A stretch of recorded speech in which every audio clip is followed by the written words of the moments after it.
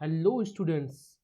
हमारा जो सब्जेक्ट है इंडियन बैंकिंग सिस्टम, आज हम लोग उसकी स्टडीज़ को आगे बढ़ाते हैं।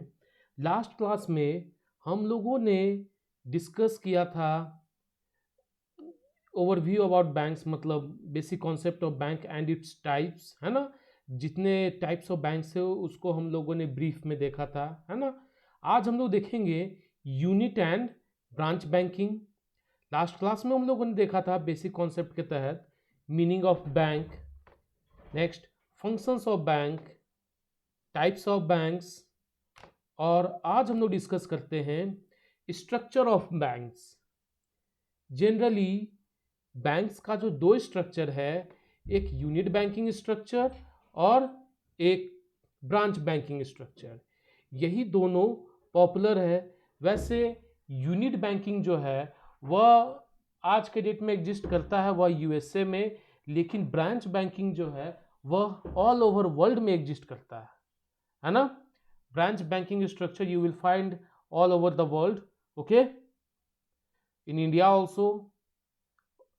तो अब हम लोग फर्स्ट जो है हमारा टॉपिक यूनिट बैंकिंग, है ना।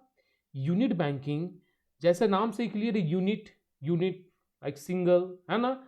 मीन्स बैंक का सिंगल ही ब्रांच हो, है ना, एक सिंगल ऑफिस हो और वह एक ही जगह से ऑपरेट करता हो। ओके, ठीक है ना। जैसे unit banks are independent one office banks, their operations are confined to single office. Okay, वह जो कैपिटल भी रेज करते हैं वह लोकल डिपॉजिट्स के ही थ्रू, है ना। और यह जो पॉलिसीज जो फ्रेम करते हैं मीन्स क्विक डिसीजंस होता है ना।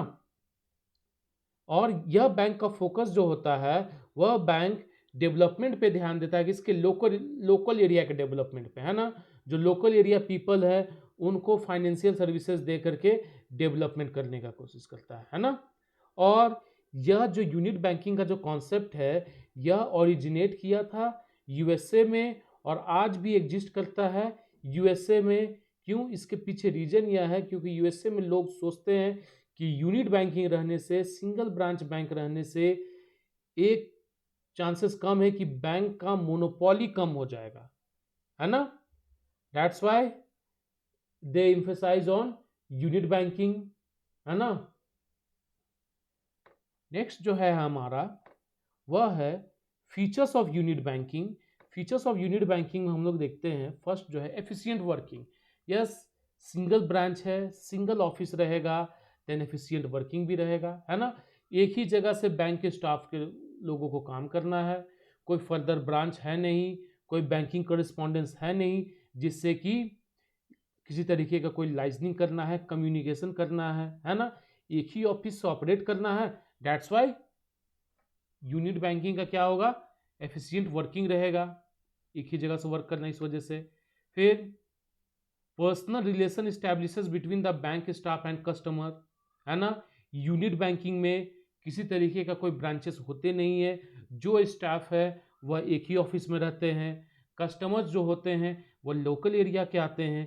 तो दोनों के बीच कस्टमर्स आते जाते रहते, तो एक तरीके से पर्सनल रिलेशन भी स्टैब्लिश हो जाता है ना। जो बैंक के स्टाफ है और जो बैंक के कस्टमर है उन दोनों के बीच एक अच्छी जान पहचान बन जाती है। Next one is quick decision making. Yes, quick decision making क्यों, क्योंकि सिंगल ऑफिस है, एक ही जगह से डिसाइड करना है। ऐसा नहीं कि हाँ मुझे जो स्टेट का जो हेड ऑफिस है वहाँ से मैं कंसल्ट करूँ, फिर कंट्री का जो जो हेड क्वार्टर है वहाँ से कंसल्ट करूँ। इस तरीके की कोई भी फॉर्मेलिटीज यूनिट बैंकिंग को फॉलो नहीं करनी होती है ना। दैट्स वाई इनका जो भी डिसीजंस होता है वह क्विक होता है। क्यों, क्योंकि ये एक तरीके से स्मॉल बैंक है और एक ही जगह से काम करते हैं और जो भी सारे स्टाफ्स हैं they are available at one place, है ना, during their working hours. Next one is less irregularities. Yes, irregularities थोड़ा सा कम है ना, क्योंकि जो कस्टमर्स है वो भी लोकल हैं और जो बैंक स्टाफ्स हैं वह भी मीन्स बैंक में ड्यूटी करते करते तो लोकल हो ही गए होंगे, मतलब रोज एक ही जगह आना जाना है। और जैसा हम लोगों ने बताया कि पर्सनल रिलेशन इस्टेब्लिश हो जाता है, इस वजह से इरेगुलरिटीज जो है वह कम होता है। Next one is utilisation of local deposits. Yes, यह लोकल पर्सन के द्वारा डिपॉजिट्स को यूटिलाइज करता है। जैसे मैं आपको एग्जांपल देता हूं, अगर भारत में भी यूनिट बैंकिंग होता, अगर कोई बैंक अगर रांची में है ना, तो बहुत कम चांसेस होता है कि उस बैंक में किसी तरीके का डिपॉजिट दिल्ली के पर्सन का होता है ना। इट मीन्स उस रांची के बैंक में, रांची का जो यूनिट बैंक है, सिंगल ब्रांच बैंक है, उसमें अगर डिपॉजिट होगा तो किसका होगा? ऐसे पर्सन का जो रांची का रहने वाला है। मैक्सिमम चांसेस ऐसा ही है, इसलिए ऐसा कहा जा रहा है कि यूटिलाइजेशन ऑफ लोकल डिपॉजिट्स, है ना। तो जो लोकल डिपॉजिट्स करते हैं उसी को बैंक फर्दर पर्पस के लिए यूज करती है, उसी को बैंक लोगों को एडवांस देती है एंड ऑल, है ना। Next one is prevention of monopoly. Yes, monopoly जो है वो मीन्स रोकता है मोनोपोली को, है ना। जैसे ध्यान दीजिए, कभी कभी हमारे देश में होता कुछ एक पर्टिकुलर फाइनेंशियल सर्विस है, उसका अधिकार किसी एक पर्टिकुलर बैंक को मिल जाता है ना। जैसे कि होम लोन देना है कम रेट पे, तो उसका राइट्स किसको मिल गया? उसको अथॉरिटी मिल गया कि हाँ स्टेट बैंक ऑफ इंडिया देख करेगी ये काम। तो ये एक तरीके से क्या होता है, मोनोपोली क्रिएट करता था, है ना। और यह बैंक जो है एक ही प्लेस पे है तो चांसेस कम है, और इसका ब्रांच नहीं है, एक भी ब्रांच नहीं है ना। दैट्स वाई किसी एक पर्टिकुलर बैंक का मोनोपोली क्रिएट नहीं होगा। और यह भी बात है स्टूडेंट्स कि अगर एक पर्टिकुलर प्लेस पे अगर एक यूनिट बैंक है ना, फॉर एग्जांपल एबीसी बैंक एक यूनिट बैंक है, तो उसी जगह एक दूसरा यूनिट बैंक भी तो हो सकता है, XYZ unit bank, like that, है ना। Next one is lack of fund mobility. Yes, fund mobility means fund का मूवमेंट जो है वह थोड़ा सा कम हो पाता है। क्यों? एक ही ब्रांच से सिंगल ऑफिस है। जैसे जो ब्रांच बैंकिंग में है क्या है, वो फंड का मोबिलिटी जो है ज़्यादा होता है। जैसे फंड्स का मूवमेंट है एक ब्रांच से दूसरे ब्रांच में कर दिया गया, लाइक दैट, है ना।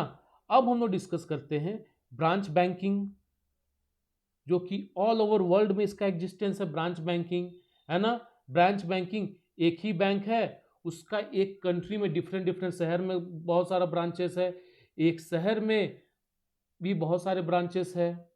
ओके, एक पर्टिकुलर इंडिया में कहीं उसका हेडक्वार्टर है, लेकिन उसके ब्रांचेस जो है ऑल ओवर वर्ल्ड में है ना। ऐसा नहीं कि एक बैंक है उसका हेडक्वार्टर है मुंबई में और उसके ब्रांच बाकी सारे सिटीज में एक एक हो, ऐसा भी नहीं। मीन्स एक एक सिटी में एक एक डिस्ट्रिक्ट में 50-50 ब्रांचेस है ना। ओके, जैसे रांची में ही देखिए किसी एक पर्टिकुलर बैंक के आपको बहुत सारे ब्रांचेस मिल जाएंगे। जैसे कि जो बड़े बैंक है like state bank of India, bank of India, Punjab national bank, है ना। ये सब बैंक्स के ब्रांचेस आप लोगों को मैक्सिमम लोकेलिटीज में मिल जाएंगे, है ना। Now next one is features of branch banking.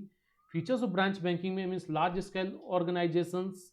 अब जैसे एक बैंक है उसका अराउंड 5000 ब्रांचेस है, it means that organisation is a large organisation. Next one is spreading of risk. Spreading of risk means जो ब्रांच बैंक है वो अपने इस रिस्क को स्प्रेड कर देता है। मतलब मान के चलिए अगर कोई बैंक है जिसका रांची के मेन रोड में ब्रांच है, किसी तरीके का उसके ऊपर मीन्स एनपीए बढ़ता है ना, नॉन परफॉर्मिंग एसेट बढ़ता है ना। मीन्स लोग एडवांसेस ले लिए लेकिन लोग एडवांस का रिपे नहीं कर रहे हैं, देन वह उस रिस्क को, वह उस लाइबिलिटी को स्प्रेड कर सकता है किसी दूसरे बैंक में, है ना, किसी दूसरे ब्रांच में। Next one is diversification of operations.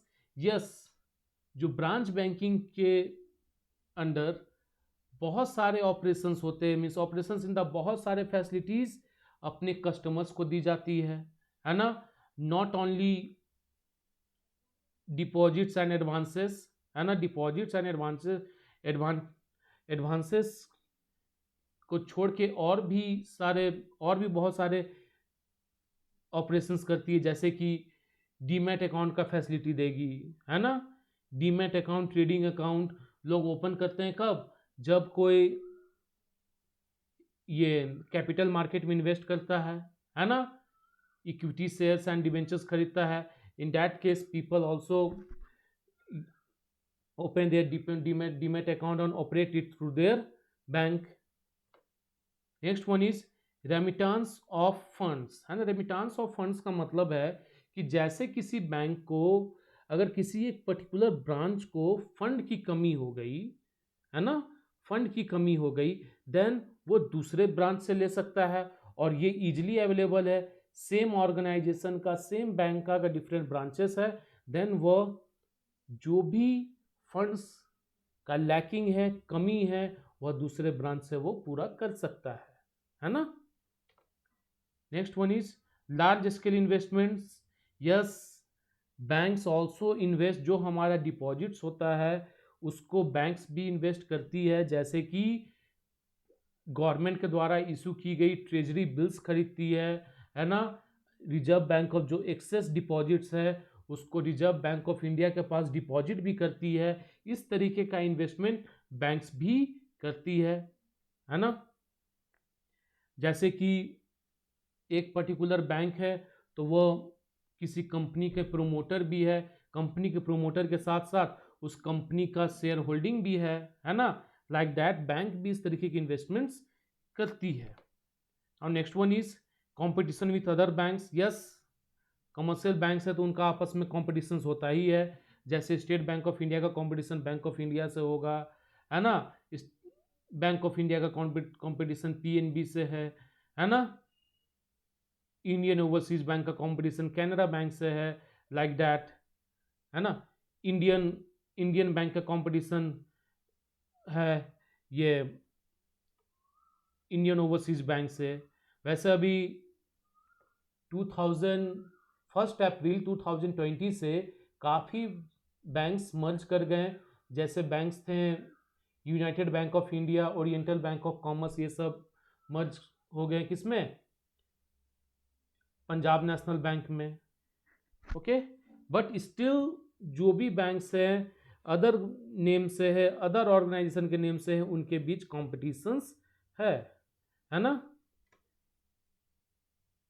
Next one is, okay students, thank you.